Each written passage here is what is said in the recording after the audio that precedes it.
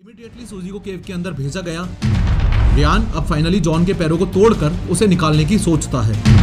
Unfortunately पुली उखड़ जाती है और उसका हिस्सा जोर से रियान के फेस पर जाकर लगता है कि जॉन खुद रेंगता हुआ अपनी कब्र तक चला गया। आज से करीबन 15 साल पहले ये 24 नवंबर 2009 की ही बात थी, जब केविंग के दौरान 26 साल के एक मेडिकल स्टूडेंट से हुई एक छोटी सी गलती ने जिंदगी भर के लिए उस स्टूडेंट को केव में जिंदा ही दफना दिया। In Utah tonight, authorities are considering shutting down a popular destination for adventurers. It's a cave which has now been declared a public hazard after a young father died inside.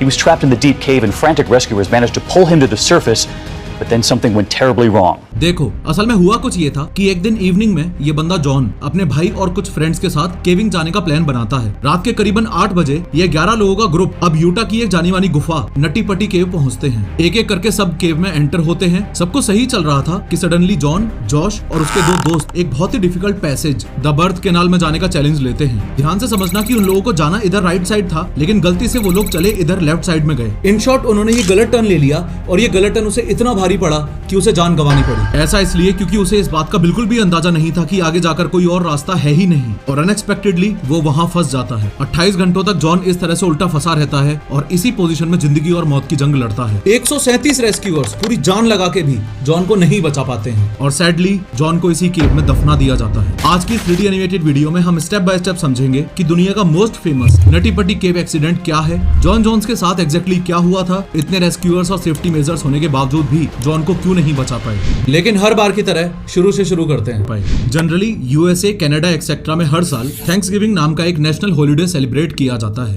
United states में हर साल ये नवंबर के 4th Thursday को celebrate किया जाता है। आसान भाषा में बोलूं तो ये एक दिन होता है जब लोग अपनी लाइफ में जो ब्लेसिंग्स यानी अच्छी चीजें मिली हैं उनके लिए थैंक यू बोलते हैं। इस दिन का असली पर्पस अपने परिवार और दोस्तों के साथ मिलकर खाना खाना और जिंदगी में जो भी अच्छा है उसके लिए थैंकफुल होना होता है। सिमिलरली 24 नवंबर 2009 को एक 26 वर्षीय मेडिकल स्टूडेंट जॉन भी अपनी पत्नी एमिली और बेटी लिजी के साथ थैंक्सगिविंग सेलिब्रेट करने के लिए घर आता है। लोकेशंस को ध्यान से समझना। वर्ल्ड मैप में ये है यूनाइटेड स्टेट्स, उसमें भी जॉन यहाँ एक स्टेट यूटा का रहने वाला था और वो वर्जीनिया में मेडिकल स्टूडेंट था। तो थैंक्सगिविंग पे वो वर्जीनिया से यहाँ यूटा तक आया था, यानी कि अपने घर आया था। चूंकि वो एक मेडिकल स्टूडेंट था इसलिए अपने बिजी शेड्यूल की वजह से जनरली उसे कहीं भी घूमने का टाइम नहीं मिलता था, इसलिए उसने सोचा क्यों ना इस छुट्टी पे मैं अपने घर हो आऊं। थैंक्सगिविंग के जस्ट 2 दिन पहले यानी कि 24 नवंबर 2009 को जॉन अपने भाई जॉश और कुछ दोस्तों के साथ एक प्लान बनाता है। वो लोग एक बहुत ही फेमस और एडवेंचरस गुफा